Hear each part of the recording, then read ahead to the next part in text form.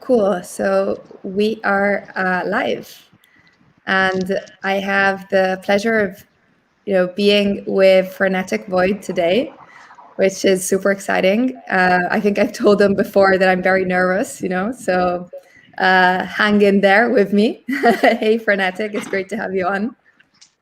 The pleasure is mine. Thanks, people. And thanks for Colburn for having me also.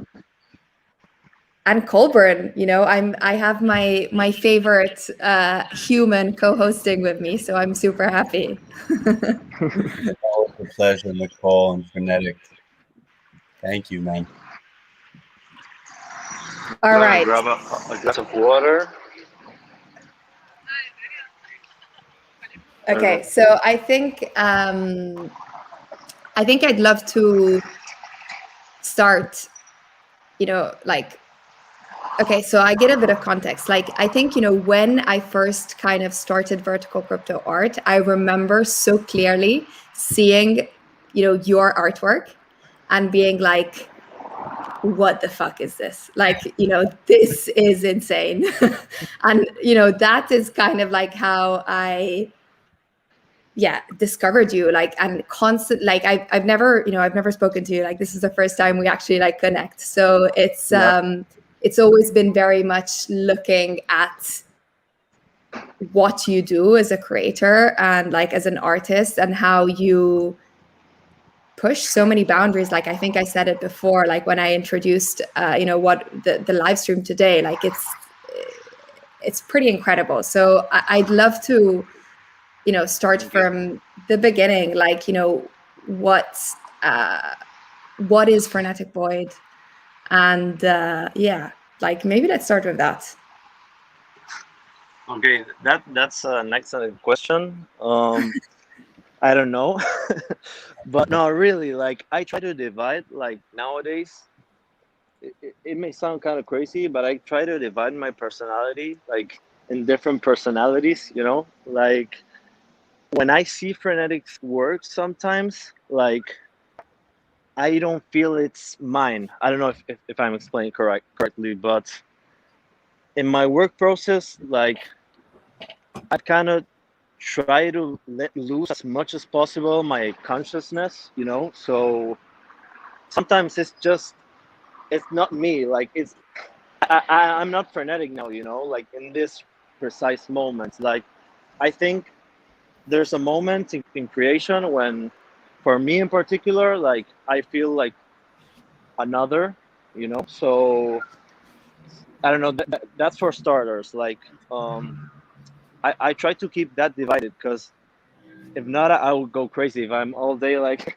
in that state and in that mood, So now I'm like just a face, Franco. You can call me, um, and yeah. So when it all started, um, I guess when I've always had like this relationship with technology and with the computers, like I've always felt really connected, and I've always felt like a way of expressing uh, with tech in particular. Um, I've always loved games and playing games, and inside those games, I've always liked to perform my own narrative, like, or put my subjectivity into those games, like editing and changing the way the story was told inside the game, like to fulfill my own fantasies inside the game. And I guess that's the beginning of where I started like feeling a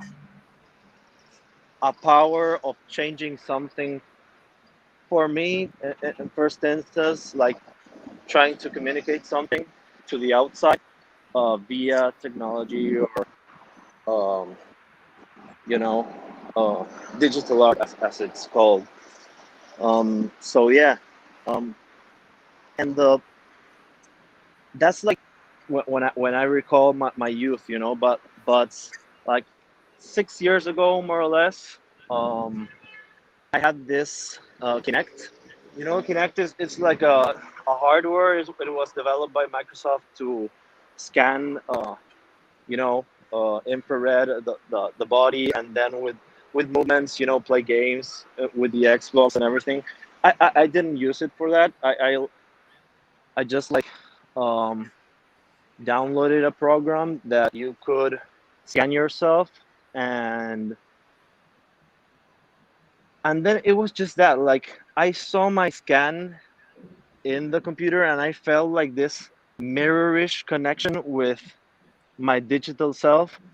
And I guess that's when it started, you know, like that's the first piece. I guess then I retouched the scan. I made it like feel as much me as possible in that moment. And that was the moment in which I felt like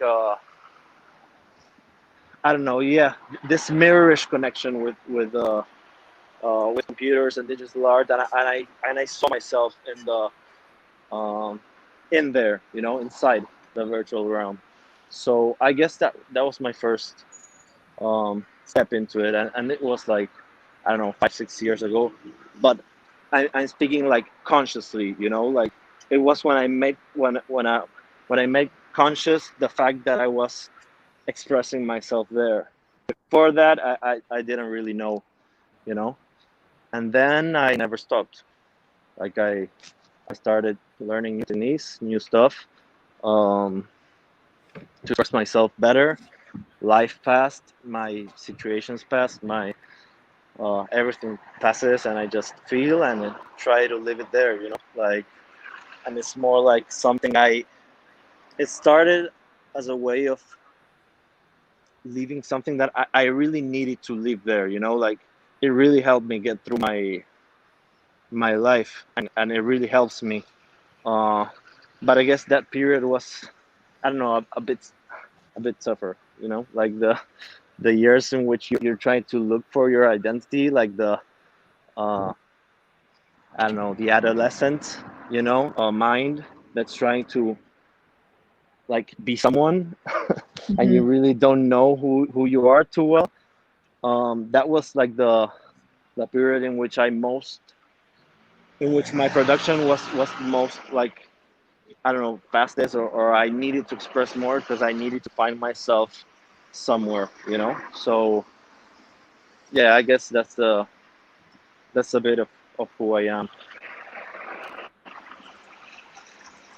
Look, it's crazy, and I don't even know where to begin to break this down. But I think like the concept of, we exist in our physical bodies, right? But when we present ourselves with a mirror, we begin to Yeah. project like our subconscious onto this image of like who we are. And like they always say to go into the mirror and like ask yourself. And obviously what I think Frenetic does so well is or they, or whatever Frenetic is, it's like it's this extension of the duality, right? It's the chaos and the nothingness, and it's coming together in a digital expressive form around who we are and the questions we can pose to ourselves. Obviously, there's a ton of play with like mirrors and shadows and uh, disambiguated forms. Uh, I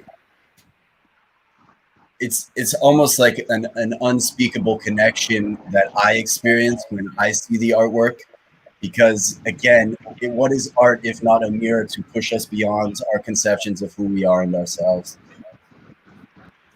Word. Yeah.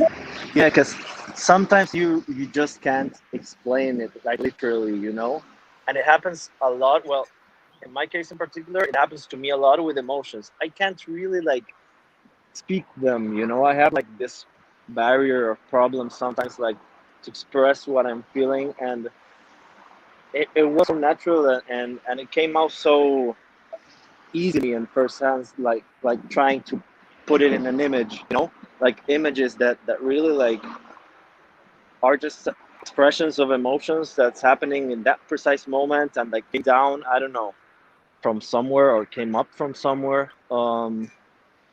So it's just that, you know, I don't really like it happens to me a lot that a lot of people like ask me about particular artworks, and we can talk about particular artworks.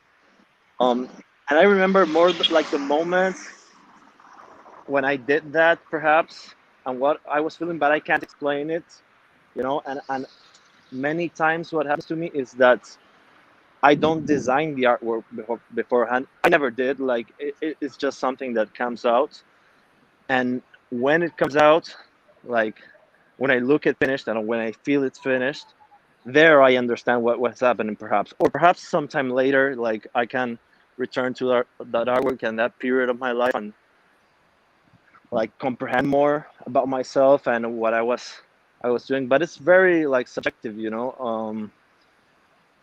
And I think, or what moves me, or what I see in others when they tell about their story, their narrative, and put their own subjectivity in their work, it's when I most feel connected with the work, because you can relate, you know, when you see truth somewhere or when you feel truth somewhere, it's easier to connect, at least for me, you know. But that's what I try to do, to always keep honest and true to myself. It's difficult, and sometimes I feel like I copy myself. It's like everyone does that, you know. We all do it all the time.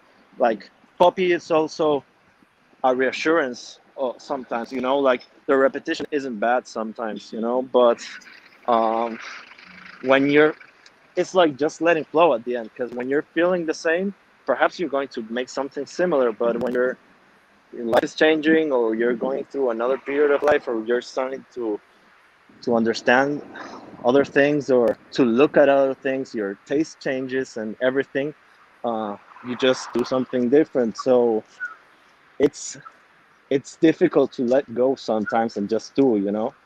uh, and that's what I'm trying to focus my life on, you know. I don't know, sometimes it works, sometimes not, but yeah, that's where I try to go.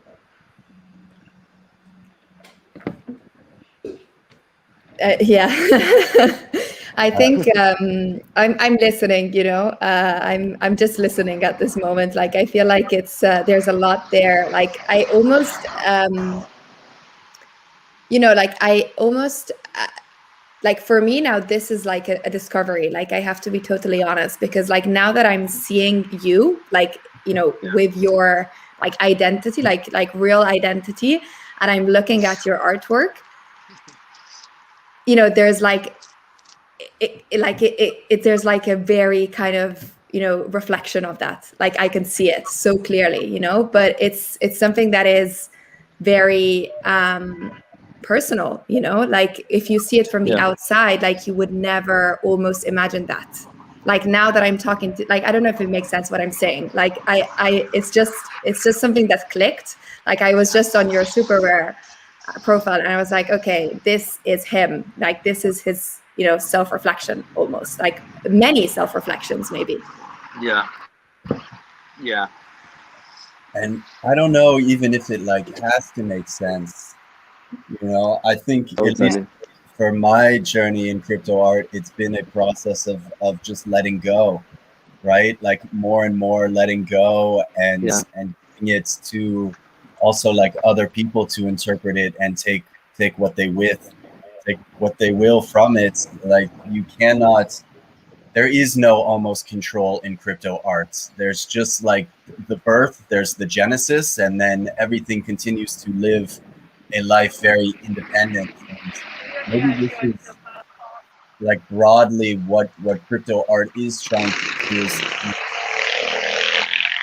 accelerate past the point of control, or like tightly wound narratives or structures that are ingrained and cemented into the world that is more free form and flowing and open, where we don't feel like a preconceived judgment of what should be. It's just a presentation to the world, and you kind of let the world kind of comment and curate, instead of trying to control that yourself, if that makes any sense.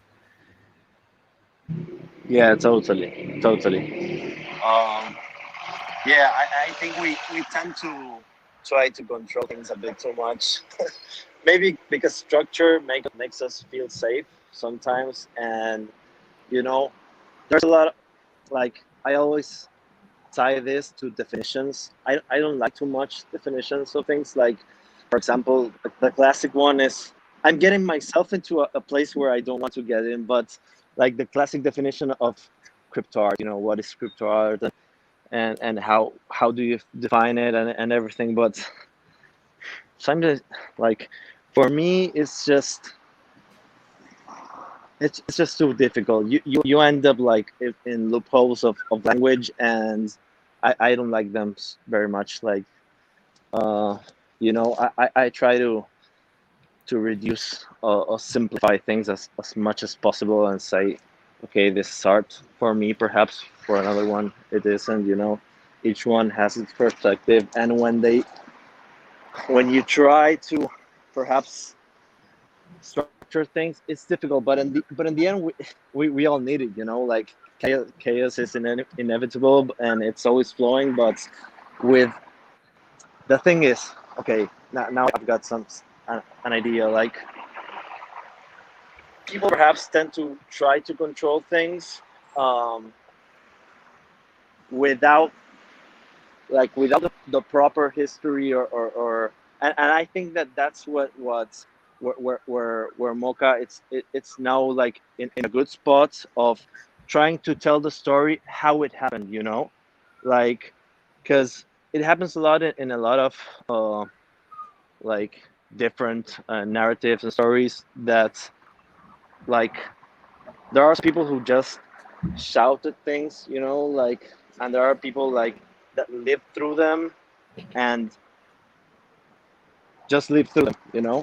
And I think, like, telling the story from the most objectivity, I think it's almost impossible. But from an honest and true point of view, like, I think that's something that the space, or the history of the space, needs now more than ever. And we're like in the same page with crypto also, like, trying to create and write down the history of how things were made, like, with a chronic view, or and also, like, obviously putting our point of view of today, that tomorrow can be another one. That's why I like to see it as a fluid entity, and I like to see things as fluid, but it's very important, like, to,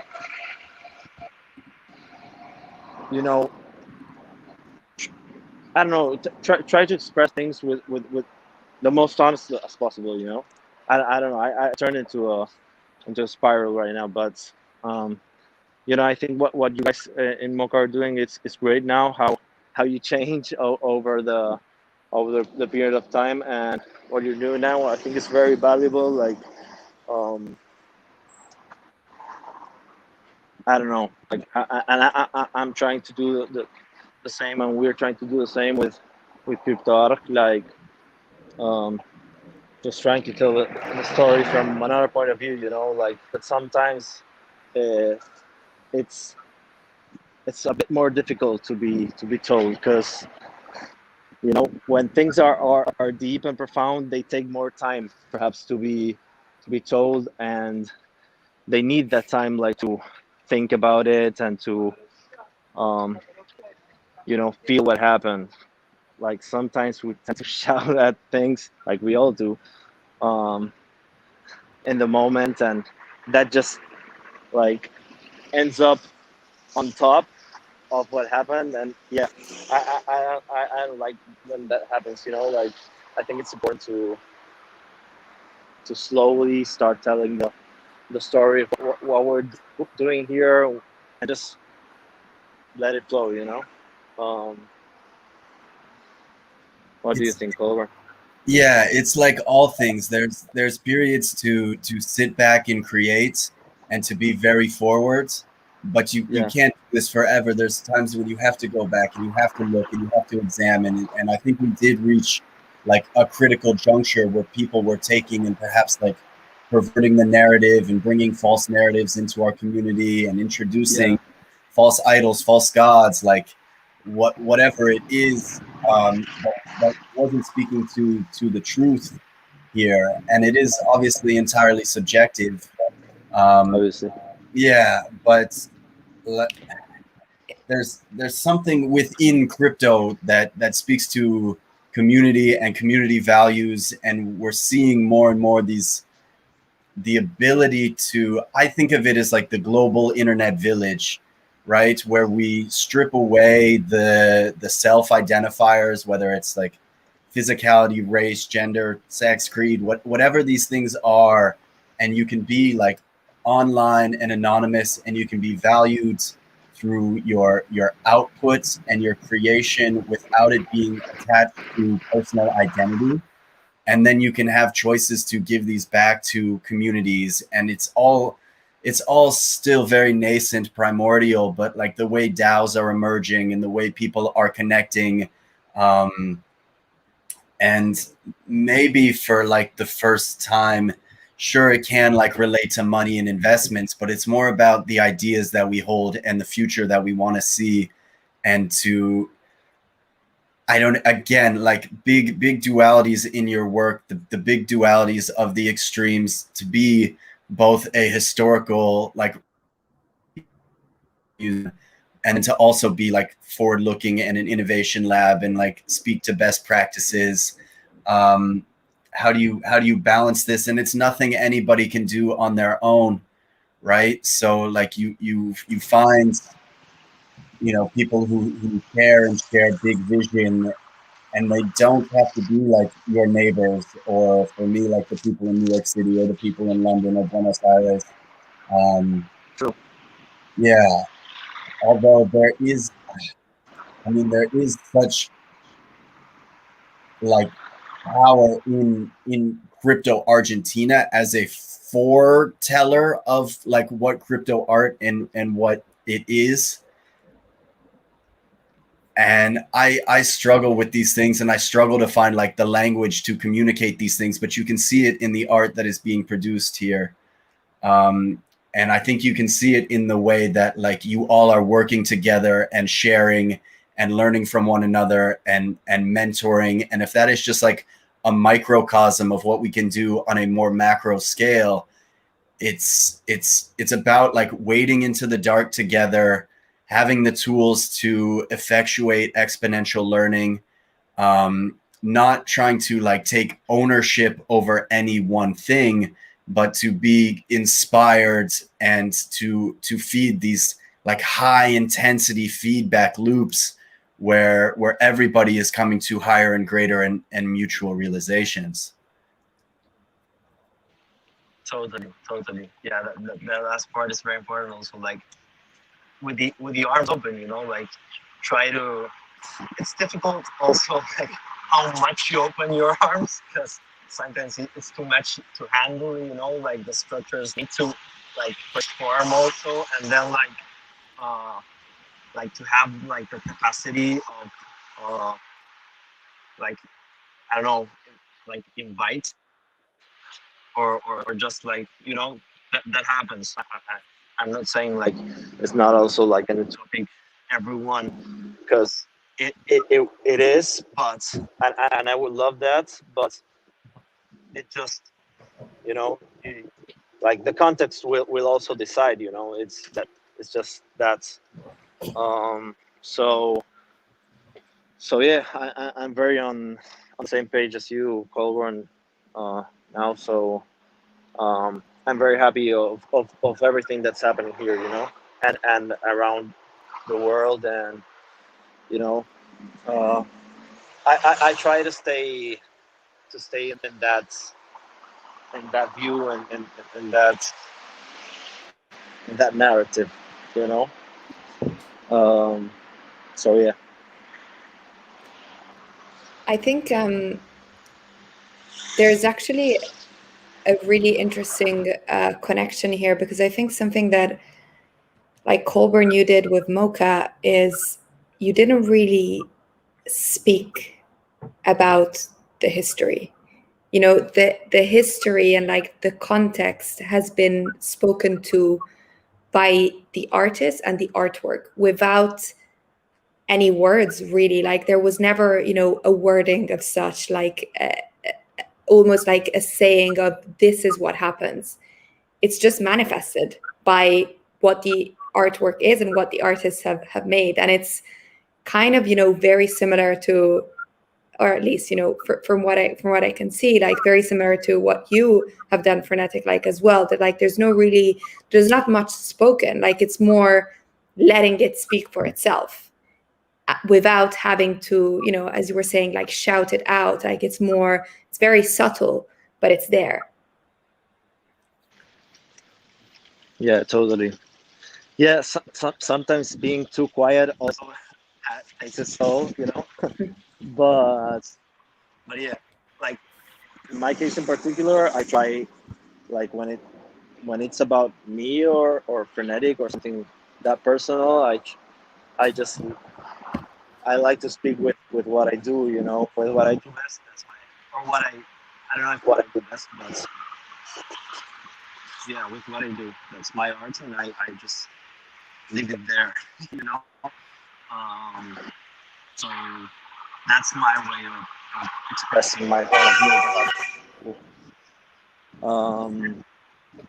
So yeah, I think there's something there in what's there, but it's not so. It's like more for you to fill that space, perhaps. It's an invitation also, because perhaps sometimes when you structure things or say things, well, you're opening conversations, but sometimes you're also closing like something, you know, and it's just like the sweet balance between those two things, I guess. Imposing and leaving things open, like for another one to fill in the void, you know. When you expose a void, you expose emptiness, and within that emptiness, like perhaps people feel more. Some people like feel like, I guess, like, okay, there's nothing there, or perhaps there's too much nothingness there for me to put myself or to pour myself into that. But it's all a matter of I guess daring to express yourself, or daring to trust yourself and your way of your way of thinking. Yeah, like it, that's like a lot, like to trust you and to have confidence in what you think and what you feel also, but and putting that somewhere else, you know, like expressing it to the outside, it's really hard. So not only for creators that like do that and just express, but for someone who's on the other side, like to put yourself into a piece, or like to see art or to feel art. Like the art happens when the one on the outside like speaks with something that she never saw and like feels connected to, and that connection, I think, it's a possible definition of art, you know. What happens when the viewer like feels something, feels connected, feels inside that, or just feels outside but understands it, you know, or not understand it, but yeah, is that what we can, like, we can go and look to look, it's just unexplainable, but I love that territory. Not for the language, I like talking a lot about it, but to be in the creative part of it and the process, yeah, I like it. I'm gonna go grab a glass of water. Yeah, I love this hat, right? I love this hat. It's just, I'm not a religious person, but I love like the idea of like you have the thought almost, right? And it's like protected by the prayer that is the intention for the creation that comes generally from your head, from your mind. Um, you can't control it. It's almost like a submission to what will and what will be. You can control your intent. You can control perhaps like a bit of the expression, but I generally believe that like no work in and of itself is finished. It's generally finished by the viewer, right? And the conversation that is elicited from the gaze and from the eyes and from the translation of like what is in here through the medium to the way it's viewed and perceived. And it doesn't even need to be a conversation that's had in words.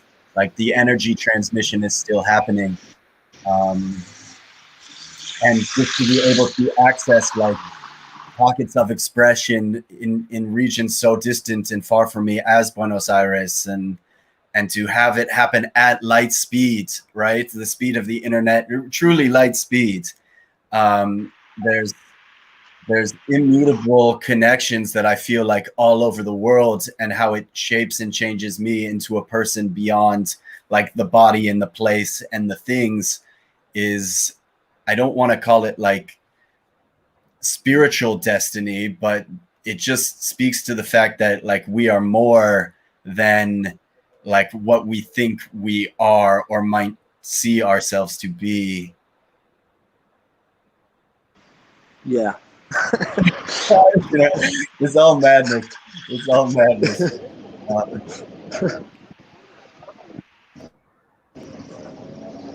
Cheers. Cheers. Look, here are some of the CryptoArc team. I don't know. Hey. Hola, Julian, Triangle. Lulu, Big Sun. Hi. They're all here eating while I'm talking, and I look at the food desperate.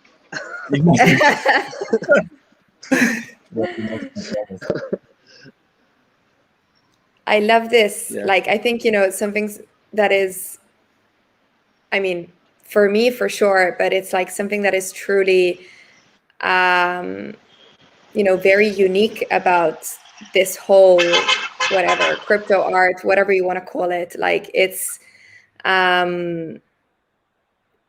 this sense of like community, like a lot of people come together not knowing who they are really. Like they don't really know anything about each other. They have like maybe one thing, whether it's like artwork, whether it's like a comment, whether it's like a thought, like something that sparks a connection, and with no preconception, with no pre-ideas of what you would normally have, of seeing someone, of looking at someone, of knowing, where they come from, of like even, having like that feeling of, physicality that you usually have when you meet someone. You have, some form of something, right? Like here, it's all those boundaries are nothing. You just have that one connection, and that's, how it starts. And it's crazy, it's crazy special. Like it's Beautiful. Yeah. It's beautiful because, yeah, I always tell like people like when this all started, like it was lockdown here. I guess when CryptoArc started and the community started, it was still locked down, and I think that's also like a special context in which we were all like outside the sphere of physicality, and like when people needs that contact with others, like we need others, like to be. So yeah, I always tell people like in lockdown and in quarantine, it was like the period of my life in which most friends I did. That's like incredible because all this happened like it started virtual, but we were all like in a very similar page, like we didn't know what the fuck was going on in the world, and here, and we were all at home, and in our virtual realms in which some of us or many of us feel comfortable. And that first spark of interaction of, okay, we're in this together, you know, and it's happening, like it's all happening like very similar to all of us, just unite us into what we are now. And that's really like what I most treasure of all this, you know, like the union of minds and people and souls. I don't know if there's something greater than that, you know, like the feeling of not being alone and just sharing things. It's like I think that's the way. So yeah, I just like I feel very happy with what's happening here and what's happened, and I know this it's happening and will happen in other spheres or part of the world. It just has no boundaries. Perhaps it started like here, like Australia, and it was just like the easier way to interact with people because you know, they're closer to you in a way. Um, but my idea or my view or my way of seeing things is that it's not only like we don't have to limit ourselves to countries or to these types of spheres also, you know. But maybe in first instance, yes, because as I said, you can't englobe everything like all the time. But things keep evolving, you know, and more. Well, this is opening the sphere also, you know, opening the sphere of interactions, you know, and getting to know people from the other side of the world and communicating and creating things together. And you know, now we're talking like this, but tomorrow perhaps we're talking with a beer in our hands, you know, and just talking normally. So I think that's very valuable, and you know, I'm very grateful for that, and that happened because of the community that formed in the space, and the need of everyone of needing others, you know, and growing with others and sharing. So that's amazing. Yeah, I mean, gosh, there's a lot here, but like when I go back and think about like my journey of self, right? You know, when I was 18 years old, I went to New York City to find myself, and I thought like within the noise, within the like the bustle, the experience, the seeing, you know, I would be able to like amalgamate a sense of self out of all of this chaos. And to a certain extent, I saw more and I experienced more than I could have ever imagined in the world. But at some point, like all the energy, all the confusion, all it is it's like deleterious to the identity of one, perhaps. And so I went and I retreated to the forest to again like try and find one. And the interesting thing, of course, with like coronavirus and the pandemic and lockdown is that suddenly everybody was forced to go back in and try and like find one. And when you can find one and you can find another one, well, you begin to like start over and make two, and two becomes four, and like but in Like the virus, like the inverse virus. Crypto art is a virus, you know.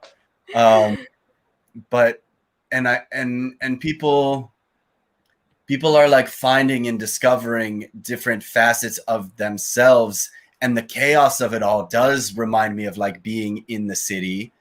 But like environment is so important, and like the environment you choose to put yourself in, and suddenly we have like shared internet space, and we can design and like redefine the environments, and whether that is pushing us into VR or whatever the conception of the digital world is.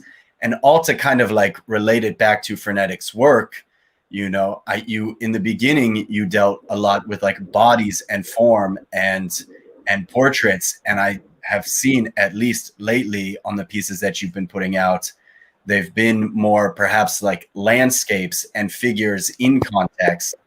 And maybe this is just, I don't know if it's intentional, if who knows, whatever, but to say and to see like the expansion of the form into the context of the environment, it represents growth.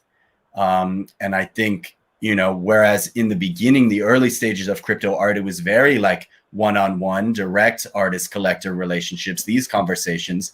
We're seeing more organizations, and I really think of it as like primordial ooze, like the one cell dividing into two, becoming, and it's organic in a very inorganic and unnatural context.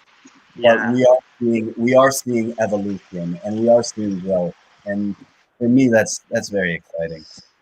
Like in like the conception in chaos, you know, like the chaos bringing like new life, and that's really like a nice way to look at it in all the different points of view that just clash together, and all the different like things that clash forcefully into this structure, um, is building like new like microorganisms, or I don't know what you want to call it.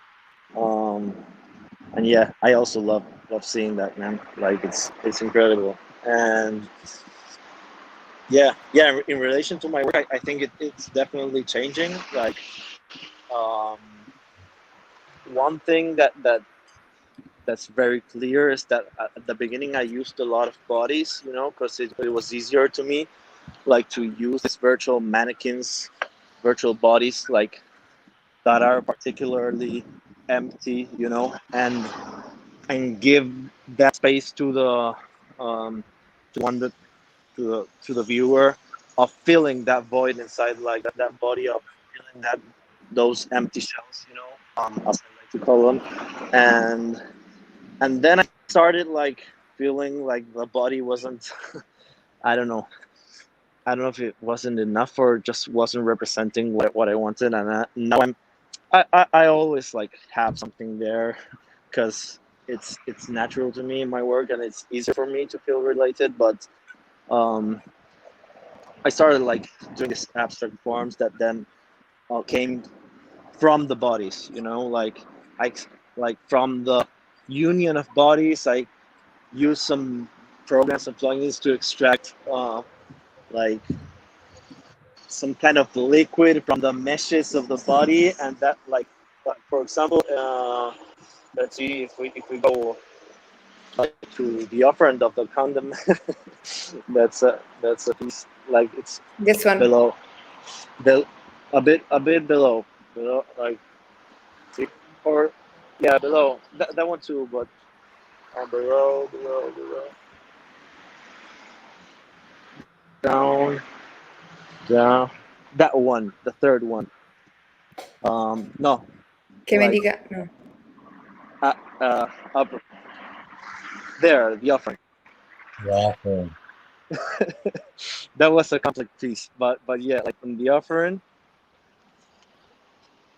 like that figure, like that's on like the humanoid that has some kind of my face. I made a scan and put it there. The figure that's like on the back of the piece, it's just like it also comes from body, you know, like I merge these bodies, and as I said, extract the liquid from the meshes, and like create this kind of still hollow, bodiless, at the same time representing like the union of uh, of empty bodies into something solid, you know. So yeah, I like working a lot with this kind of things.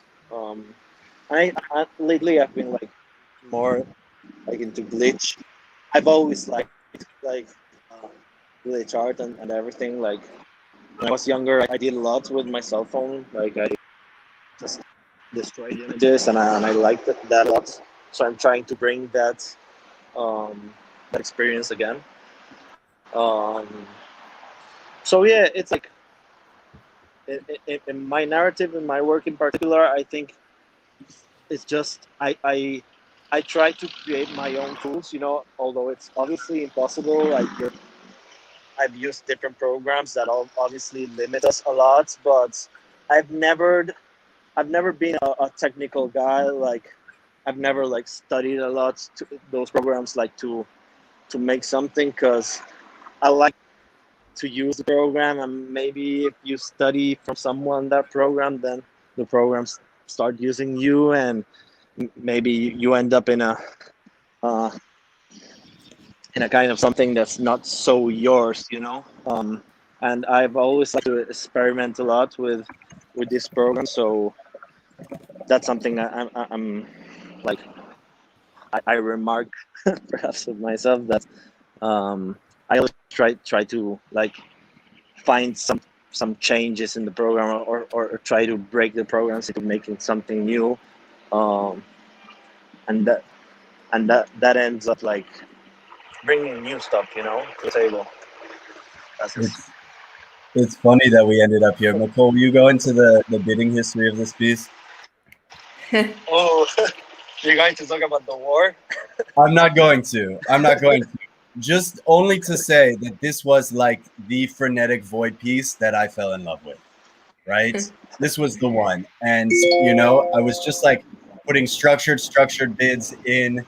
We finally talked. And this was like just, I'm not really one that is very aggressive in reaching out to artists. I'd rather just say what I want to say with the bids. But yeah, when this piece closed, I was having just like the most miserable and awful day of my life. It was so bad. I remember my car broke down and I was stranded between like New York and Massachusetts on the side of the highway, and being like, oh my God, my car is like on fire. And I had like, there's no recourse. And of course, like you just have to like give these things up. But this was the one, this piece particular. Yeah. And then the other like huge moment for me was when I saw Corsair in 3D, when Super Rare first allowed you to upload those files. And I went in, and there was this artwork in this show, and I don't know what texture you used, but it was capturing and reflecting the light of these two like intermingled and entwined bodies. And I came out of that show, I'm like, this artwork is priceless. Like, if this is not the first piece of crypto art that sells for $1 million, like, I will be shocked. And to continue to like see this piece in all the forms that it takes. We brought it into Somnium Space. I've like brought it into AR. I've hung it over the Hudson River and seen like the sunlight reflect on it. It's just magnificent. And I am somebody who is generally like, well, I'll just say it, like tortured in the relationships that I keep. And the union here, and the expression, and like the giving of the hands and the intertwining of the hands and the bodies, it's priceless. It's priceless work. Nice. Yeah. I love that you feel that way. Yeah, I mean, I don't know what to say. As I told before, this piece in particular was just like, I don't know. It came out also so naturally. I first designed it for like, because it was in the first. I use like these bodies and mannequins to just. I like putting them like on top of each other, and try to generate this new being.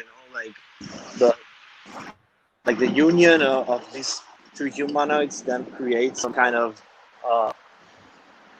union that's a new one, and maybe in that way it's easier to express sometimes, or in this case in particular, the feeling of being two, or like that Cosette is like cooperatively cooperatively being, like being.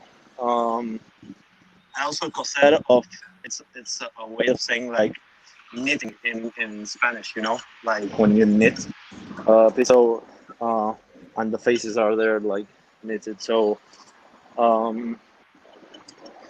yeah, I mean relationships are and for me were very formative for my emotional life. And in that period of time particularly, I've got inspired greatly by the pains and suffering and also the beauty of sharing love, particularly with someone. So I don't know. I have like this kind of romantic vibe in Yeah. in some of my pieces, especially in that period of time. Now I'm not so. My latest pieces, I must say, are not so romantic. Uh, but yeah, I think like it was like more caring. Like in that period of time, I saw everything like really like high up. Like I tried to see the beauty in tragedy. And I was like it's kind of romanticized being perhaps. Now I'm a bit more like or this period of time I'm trying to go deep into the flesh of things. I don't know how to say like the mechanics of things, of how things are done or made, or the I'm trying to get into that, putting a bit aside this kind of romantic vibe. Did you write this description? I wrote it with a friend. Yeah. It's fucking poetry, man. It's poetry. Yeah. Well, it's I've got to give credit to Santiago. That's a friend of mine. That's really a great writer. He doesn't write like a lot like for anybody else. Like he writes a lot to himself also, but he's a really good friend of mine, and I asked him to like to share this with me, like, and he wrote for a couple of my pieces, and we wrote together. Sometimes I write and I send it to him. Sometimes he writes and he sends it to me. I don't like to write so much for others, more for myself, but sometimes the pieces like I just lie to myself until it's only for myself, and I write. And that text is it's really fire. Really fire. Yeah. There are also other texts like in Desolation, like in some of my first but there are Maker's Place, I think. In some of my Maker's Place says pieces. There are more texts by or co-written with Santiago. But yeah. Now I'm more not into the kind of text like my latest pieces that don't have so much description, or just like enneagrams. I'm like getting into symbols and language, and I like the path of trying to understand something, not only just with the text, but going intra text and trying to figure out for yourself what's the meaning behind that. I'm working on something also with like symbols and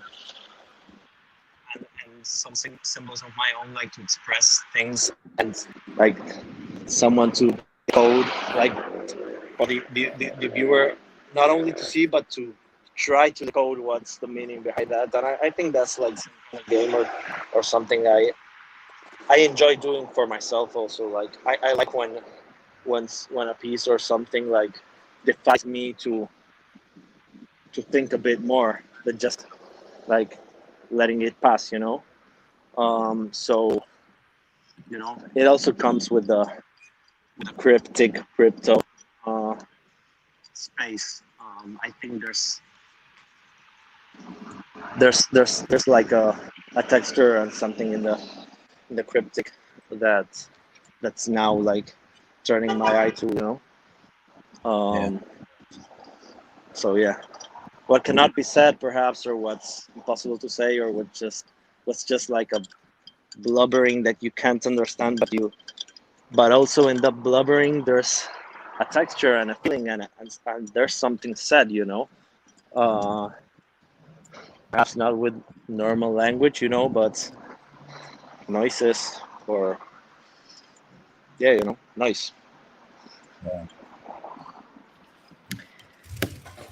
I think maybe it would be great to like close on also, you know, crypto arc and what it is, like, you know, a general bit of a like a touch on this collective and what it means for you specifically and what it is, and also, you know, what you're doing, because I know there's like a lot of things that are happening within, you know, your collective. And yeah, it'll be nice to maybe talk a little bit about that.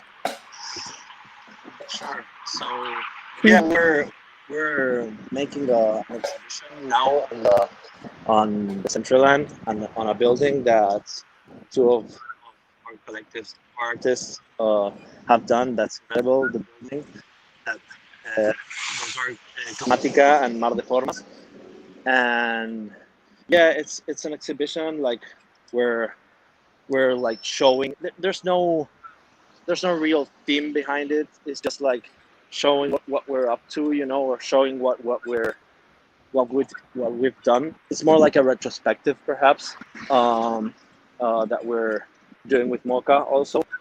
Um, so yeah, I mean, I've talked about crypto art during this interview, I guess, but um, I think the most important thing here is like showing what we are and showing that we're here, and we've built this like all this time has like we've been really building this community, you know, and it's very solid, and we're like a group of artists and people that are really interested in building community and keep building stuff in community. So it's just like a way of saying, you know, we're here, this is our, we're hearing and we're here. This is our story. And you know, just before this interview, we were speaking with an Argentine philosopher.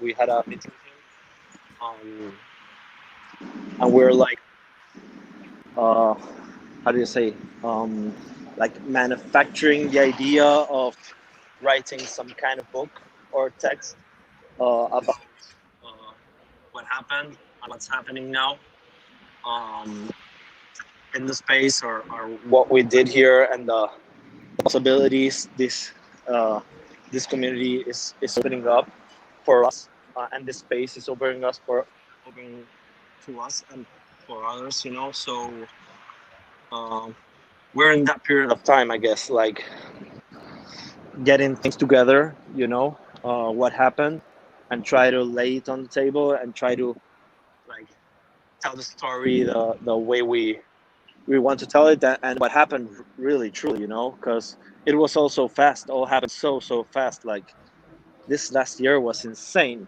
it was really insane. So uh, we're trying to get things together and like just leave something clear for others to know what's happening here, you know.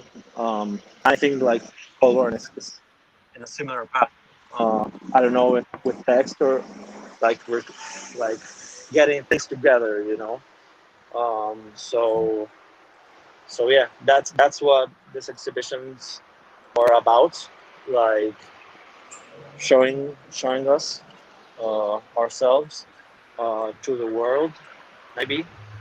Um, yeah, saying hello. You know, I guess it's more of that.